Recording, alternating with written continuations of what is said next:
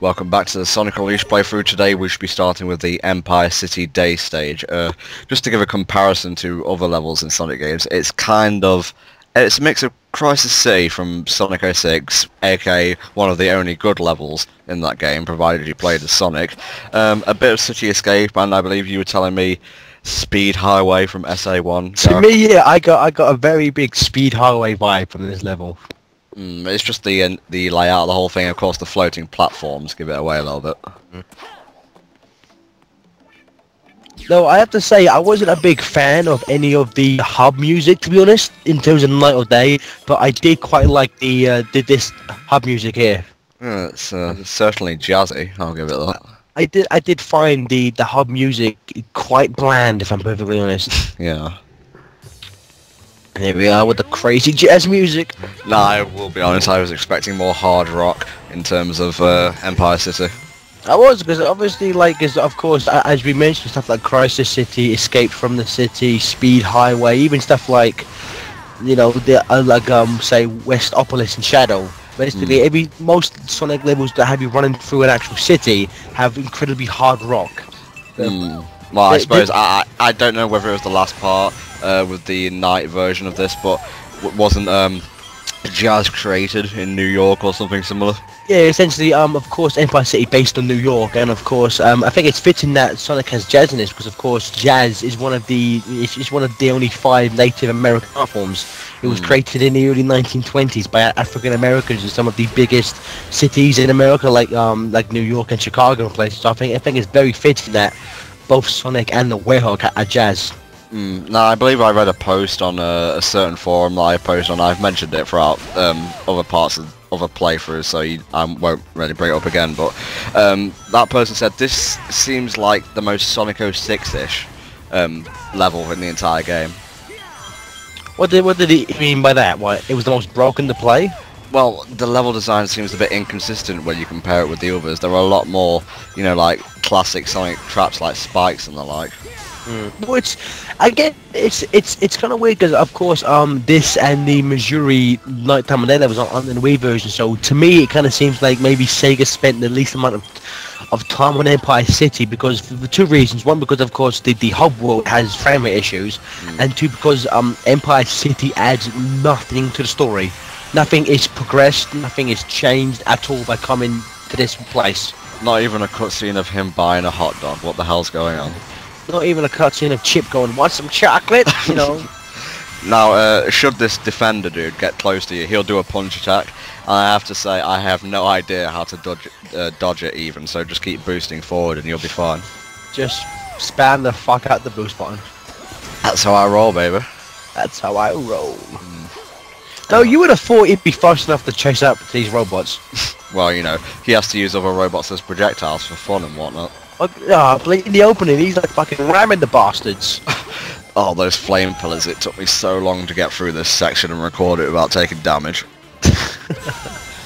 Because, you know, I'm a perfectionist, at least in terms of Sonic Unleashed. In this game we were. Secret rings, not so much. Fuck off and die. Again, what we just heard there, Jesus Christ. It used the same woo 3 times in a row. I always find that so lazy. It's like, surely it shouldn't take Griffith more than 20 seconds to record 5 different woos and just alternate between them. I know it's an extremely small point. It doesn't add anything, you know, I wouldn't make it lose marks for it. Just to me, it just seems lazy to have the exact same woo every time. What, you want context-sensitive action exclamations? No, not context sensitive. Just like, say he records 5 different woos, and then they just played randomly, so you don't hear the same woo every 2 seconds. I suppose I can see your point there, to be honest. Just to go off on a tangent. Enter the Matrix for every single cutscene actually recorded 5 different versions. So if you play through the game 5 different times, you will hear 5 slightly different performances for each cutscene. Well, that's 1 mark for it then. Yeah, well, unfortunately the game was complete shite. So. Well, I was going to say there's also 10 negative aspects for every 1 good. Another S-rank Tom, well done. That was died. That was died! Now, I believe the next stage we're going to is Adabat Night. Unfortunately, not the most exciting of the night levels to play. However, I believe it has the best music next to Shamar. I love Shamar. Yeah. Love. Well, Fucking love. I believe it's either part 21 or 22, and I think it's 22 when we go to Arid Sands Night. Nice. Can we just can we just forget the audio for the game and just dub in that for the next like 20 parts? Oh, well, no, because there is commentary to do. No, I mean just fuck the game audio. Just add on tomorrow night. Well, then it won't be a playthrough, Gareth. It would be a Gareth request. Yeah, but it just be going bound, bound, bound, bound, bound for 13 more parts. Who doesn't want to see that?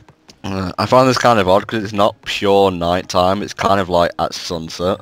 Yes, it's kind of the same thing like in Night of the Werehog we see Sonic walk out in the daylight in the morning, but he's still a werehog, which makes no sense. Hint, hint, there, Inconsistent bastards. hint, hint. We've done a Night of the Werehog commentary with Sonic movies. It's now up on the HellfireComms channel. Really? I thought it was on the regular channel. Well, it's there too, but I'm trying to get more exposure to the FL Comms channel, you see. Fair enough. Hey, it's a good channel. It's got movie commentaries and doesn't afraid of anything. Well, you say you're not afraid of anything. You don't even call the films by the correct titles, mate. You chickened out. Copyright issues. I'm sneaky, that's why you say. So you are afraid then, Tom. Hey, I said the channel doesn't get afraid. I said nothing about me. Fair enough. Well played, my son. Loopholes, you see. Well, dude, in terms of the names, I like the fact that they kind of had some alliteration with some of them. Very much so. Rooftop Run, Jungle Joy. It really reminded me of Sonic 3D, because of course every level in that was like, Green Grove Zone, Volcano Valley, Dusty Diamond Zone. I just like it. To me, just another thing that's made it seem slightly more Sonic-ish to me, just having some alliteration. Well, I haven't really played for all of it, but don't forget Sonic CD had alliteration as well. What was that one level? Palm Tree Panic? Palm Tree Panic, yeah. Palm Tree Panic, Wacky Workbench, stuff like that. I'll be honest with you though, Sonic CD I find slightly overrated. Yeah, I do as well. I do not see the fuss about it whatsoever. I'm not saying it's a bad game. Yeah. I just don't think it's the genius everyone thinks it is. Do you think we'll ever get around to that, or do we have a lot more Sonic games to cover first? Well, probably. I don't know. It's up to you, mate. You played the footage. It just depends if you want to play through it. Although, of course, with Sonic CD, you'd have to get into a point of which do you record, the Japanese soundtrack or the American soundtrack? Because no matter what you do, people will be like, "No, I prefer the other soundtrack better."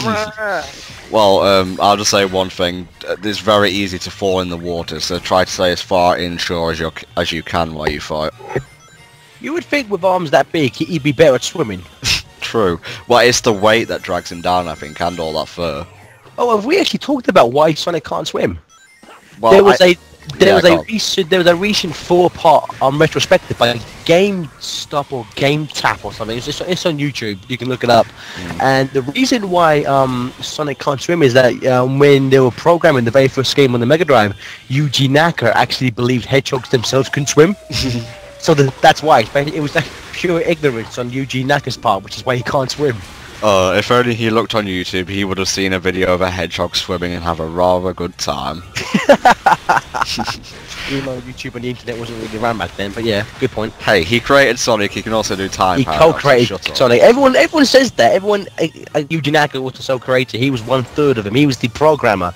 But you also have to remember the designer, and I can't pronounce the other guy. I can't pronounce his name either. But there was 3 people who. It's just that Naka stayed with the franchise for 15 years. That everyone associates him with being like Sonic's father, as it were. Well, I always did kind of see Yuji Naka as a bit of a glory hog, as it were. That bastard. You see what I did there? Glory hog. Yeah, it wasn't that funny, so I didn't laugh. Oh. Oh, that makes me a sad panda. You bastard, man. And on that note, please join us next time for the remainder of Adabat Night. See you next time. What was that?